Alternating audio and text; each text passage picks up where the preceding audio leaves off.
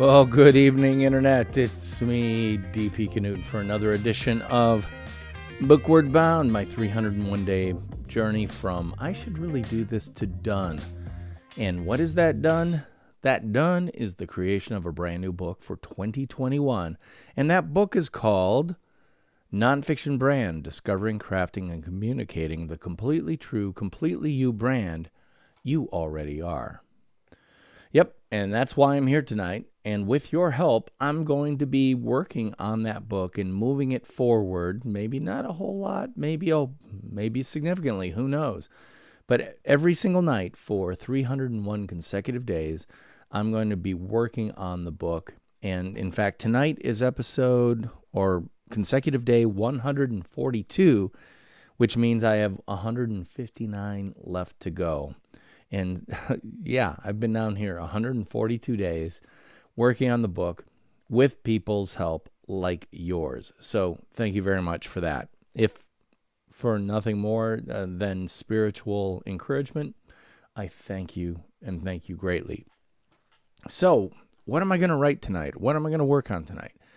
Well, that's a really good question. And I think what I'm going to do is go through a section that is pretty significant in size. In fact, I'm looking at it right here. And I actually combined a couple of sections that were kind of related to each other. And what I need to do is read through it right now and see if it makes actual sense for the order that I'm putting them in right now. So I'm going to take you on over to Scrivener, the application in which I am writing this book. And you can see it right here. So the main window here is where I'm writing. Over here is the sections or chapters within the book. And you can see I've color-coded some flags here, etc. And right now I'm working on a section called Words Have Power, especially the right words.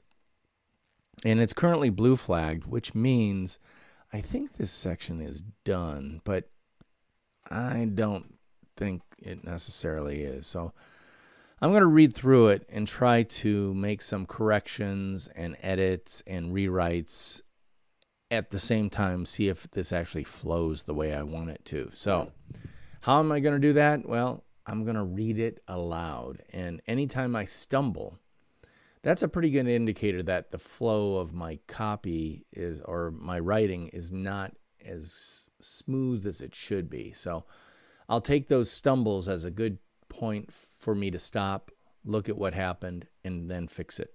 So I'm just going to start at the top and read through it. Words have power, especially the right words. George R.R. Martin is not a renowned marketer, but he should be. I haven't done a deep dive into his professional background, but I have read his entire A Song of Fire and Ice series. Perhaps better known by the title of the Netflix fantasy series, perhaps better known by the title of the Netflix, better known as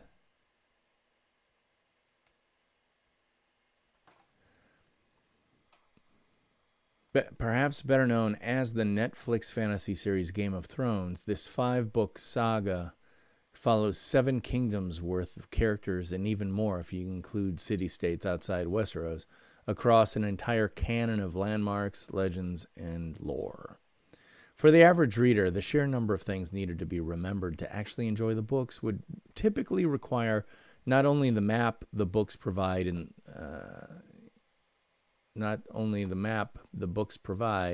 but an entire library of reference materials.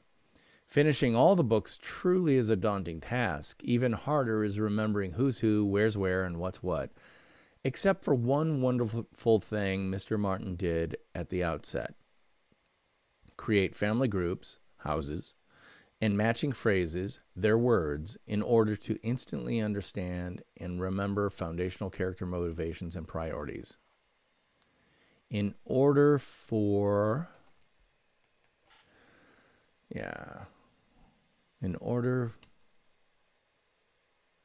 that readers could instantly understand and remember foundational character motivations and priorities. Winter is coming is really great branding. House Stark's words provide deceptively deep insight into each member of their family and their retainers. Their sigil, a dire wolf, is also emblematic and appropriate for a family that defends each other with the pride of a pack. Compare that to House Lannister's words, hear me roar, lion head symbol, and the associated saying, a Lannister always pays his debts. Compare that. Which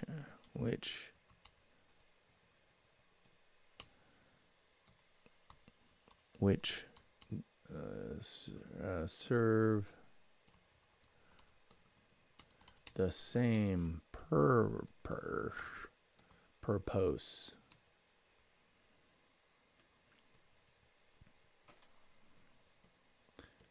You don't have to be a Game of Thrones superfan to remember this stuff either.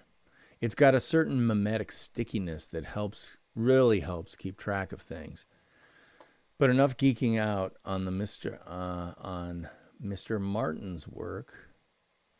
It's what that work teaches that I think is well worth understanding. I don't need so. What are your words? George R.R. understood that the scope of his book series was destined to be epic in the truest sense of the truest definition of the word. Fan sites can't agree on the exact number, but it appears there's somewhere between 2,000 and 2,500 individual characters in the book series. Without a crib sheet, how's anybody supposed to keep track of all that? ?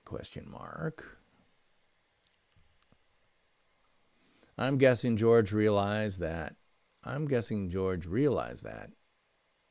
and helpfully gave each character a memorable conceptual DNA map to make it easier. The same way that every biological organism on Earth is composed of just 4 amino acids, so George's characters are composed of a small handful of core concepts, all of which reside in their house's words. Their house's words, motto, sigil, symbol, and the occasional well-known phrase. A Lannister always pays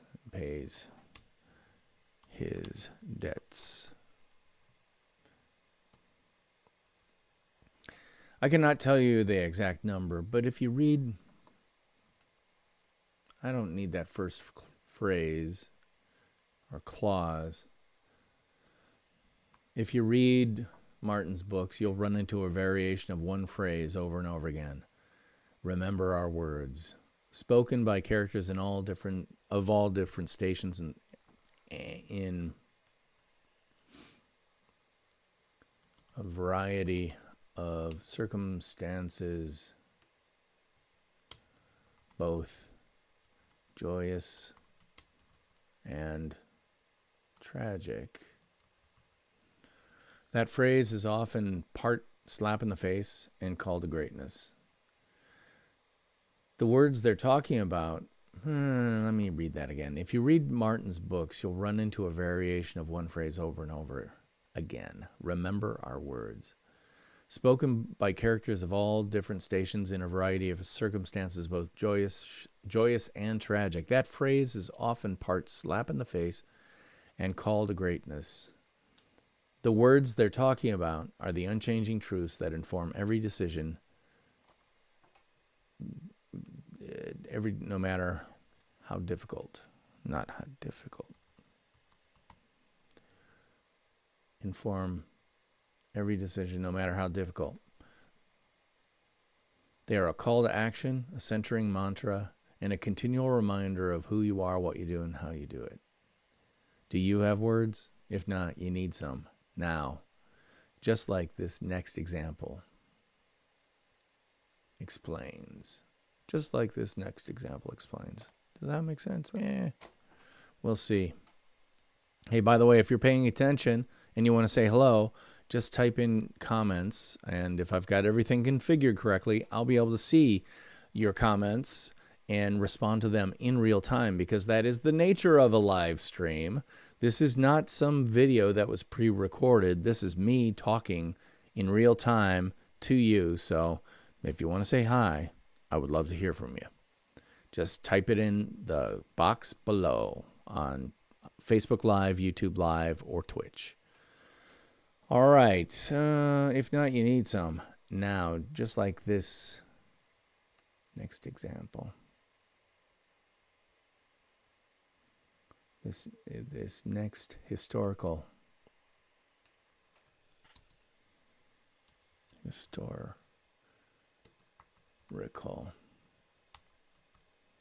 example proves.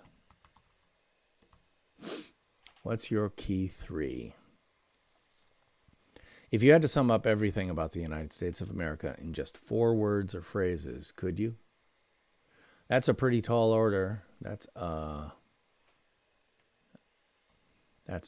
pretty tall order, but one that was handled with great aplomb by a certain tobacco farmer from Virginia. I'm talking about Thomas Jefferson, one of the founding fathers of what was then just a ragtag bunch of proto-Americans. You can read all about what I consider to be his greatest work in countless historical publications. But the thing that resonates most with me was his ability to capture the truth of a nation in just 2 words and a 4-word phrase. First, a note about authorship. Relatively few people are aware that Mr. Jefferson's magnum opus was actually created by committee. And what a committee it was, just 5 gentlemen. One each from the colonies of Massachusetts, Connecticut, New York, and Pennsylvania. And then the redhead from...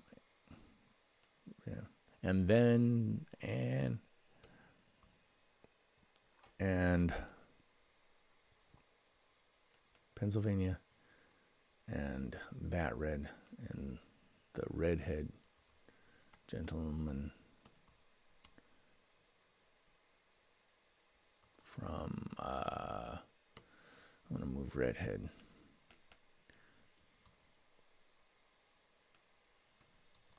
Redhead gentleman, Connecticut,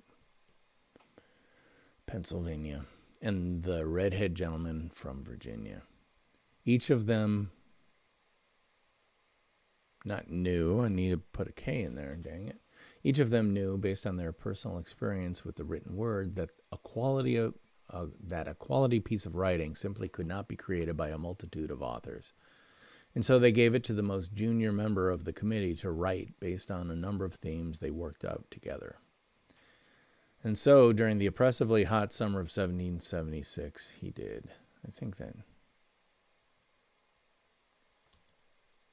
let's leave it.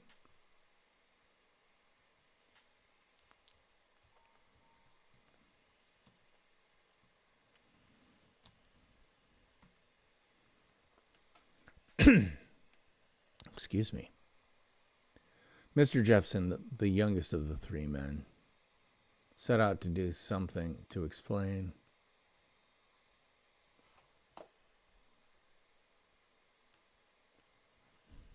Thomas. Thomas Jefferson, the youngest of the men, not the 3, the 5 men. The youngest of the 5 men set out to explain something that had never been attempted before. Why one nation conceived in liberty would seek to end their relationship with the world's sole superpower. Now, you could argue France was a superpower. Preeminent, let's say, preeminent superpower. And he did a pretty good job, if you ask me. I'm writing about the Declaration of Independence, of course, but I've been obsessing over those 2 words and 1 4. Of course, but I've been obsessing over those 2 words and 1 4-word phrase for over 25 years. I mean, seriously, how did this Virginian come up with a creed that not only worked then, but continues to inspire now? Life, liberty, and the pursuit of happiness. I may be wrong, but if you asked anyone on our shared globe to describe the United States of America in just a few words, many of them would cite those words. Would cite those. In just a few words, many would cite those. Life, liberty, and the pursuit of happiness. This fact was confirmed in my mind just yesterday during a phone call with one of my clients. As I write these words, the entire Earth is facing one of its greatest biological threats, the COVID-19 coronavirus. It's got entire countries locked down and people of all ages freaked out to an unprecedented level. As my client and I discussed this situation, she mentioned a colleague of hers who is tremendously successful now, but grew up in the island grew up as a citizen of the island nation of Mauritius. And as she said, not the big island either. Her point, that this is nothing long term.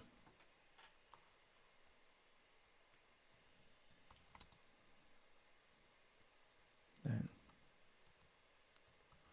lies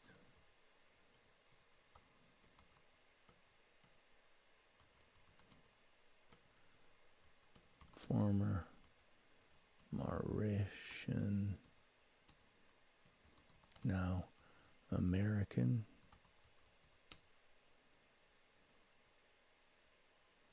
made one very salient point that this is nothing long term. This country, of which she is now a citizen,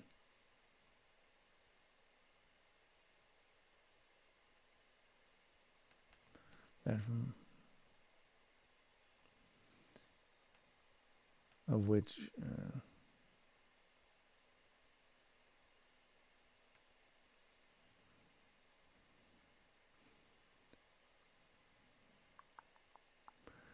that former Mauritian, now American, made one very salient point, that this is nothing long term. Our country of which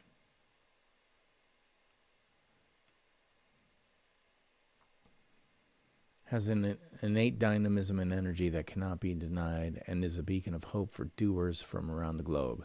Yes, things will be tougher now, but we'll be back. Why? Life, liberty, and the pursuit of happiness.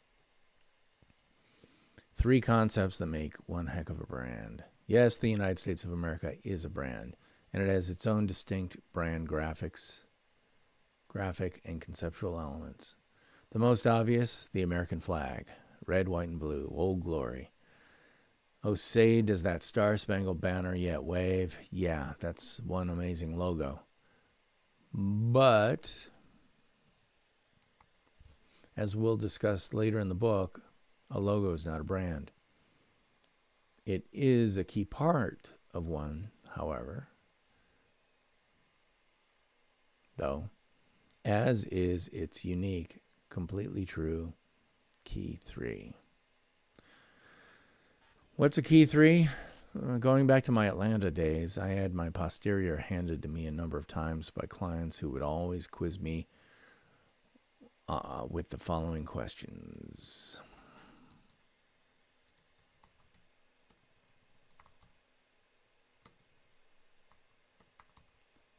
How does this ad, video, TV script convey the concept of authenticity?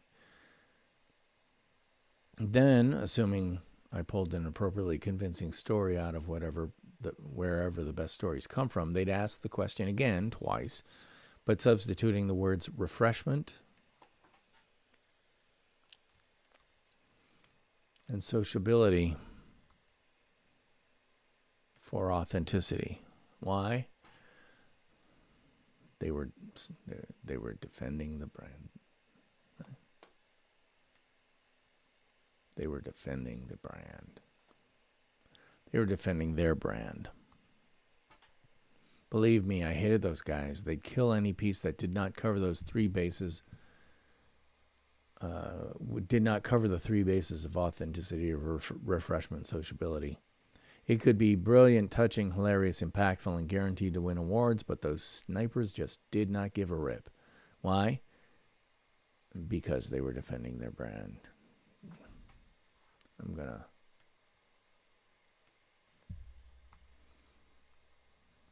Why?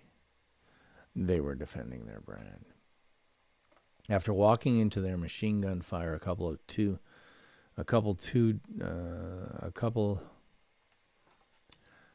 times,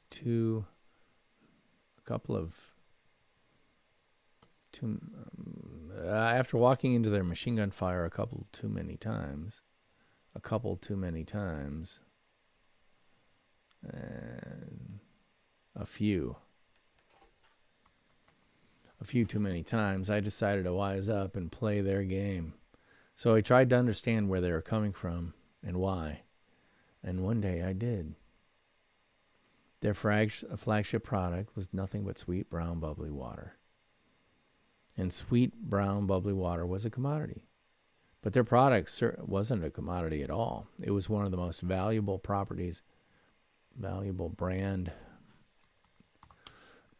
properties in the world, in the world, because it was a brand. Boom, the lights went on and I got it.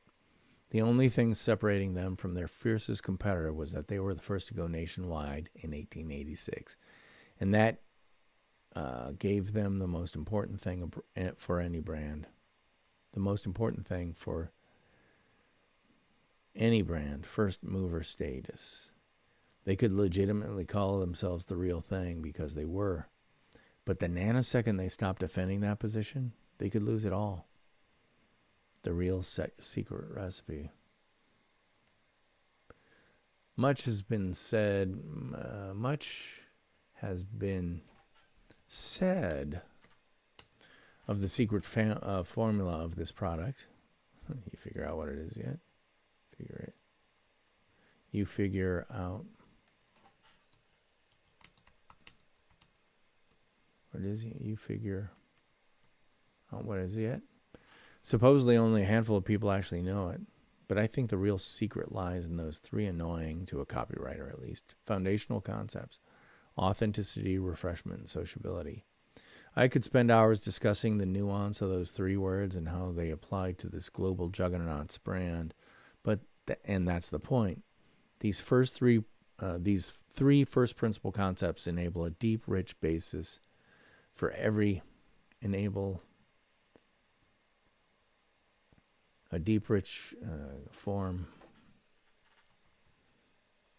concepts form a deep, rich basis for every communication that emanates from or is about this top 50 brand.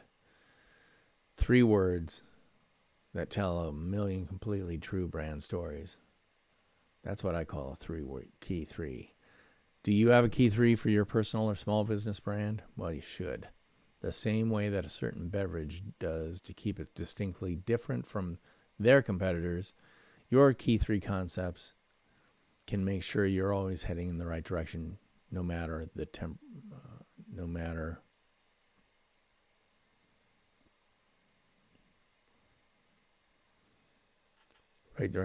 what.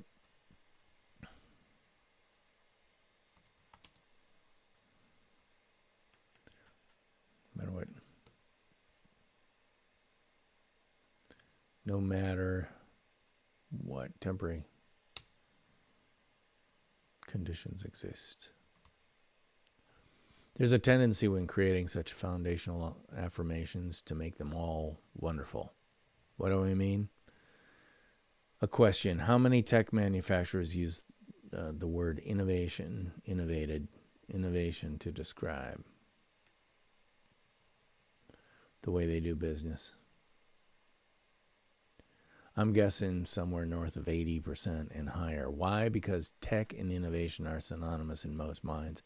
But many tech companies are as much about innovation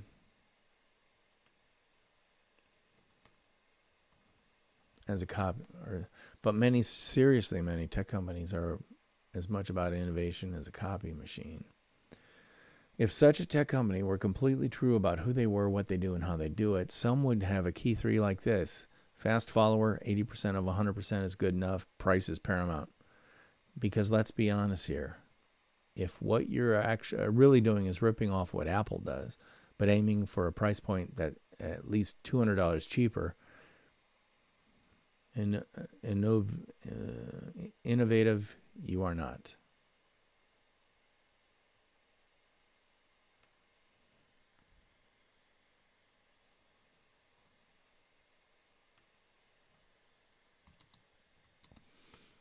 At least when it comes to technology.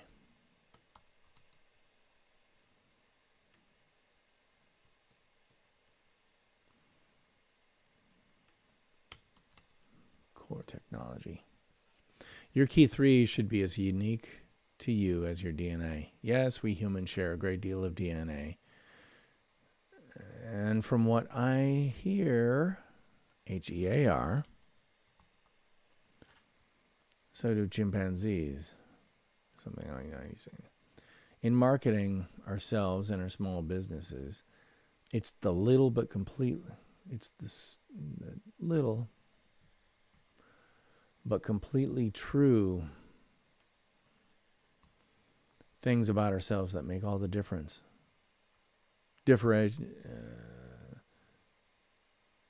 Differentiating ourselves from the countless others doing the exact same thing we are.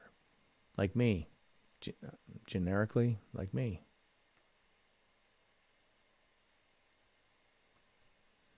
Like me.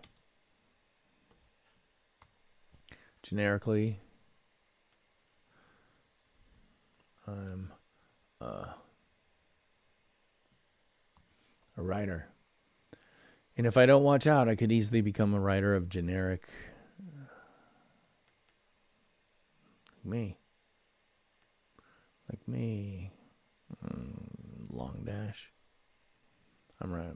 Could easily become a writer of genetic conventional wisdom, like so many others. But I have a key 3 to constantly cajole, guide, chastise, and inspire me. So what key 3 concepts, words, phrases, or any combination thereof?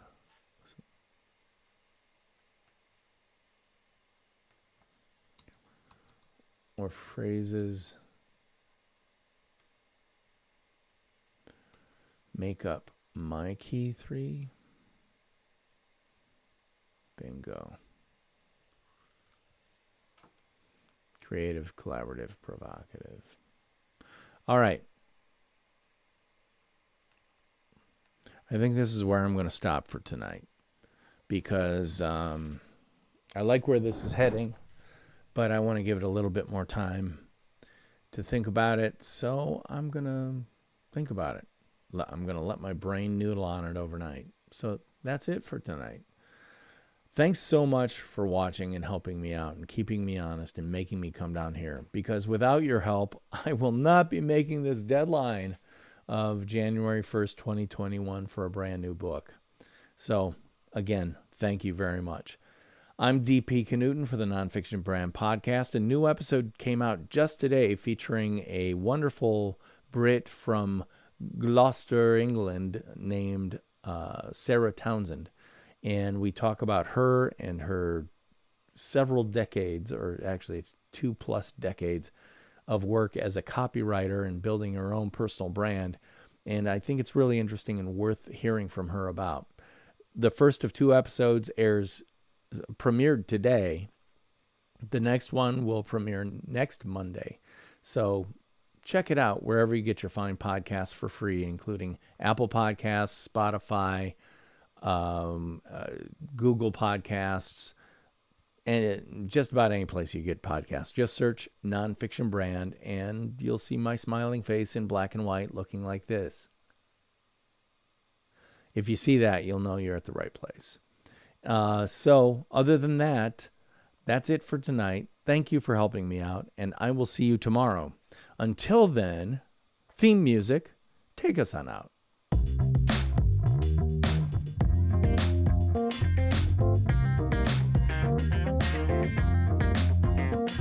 I'll see you tomorrow. Bye-bye.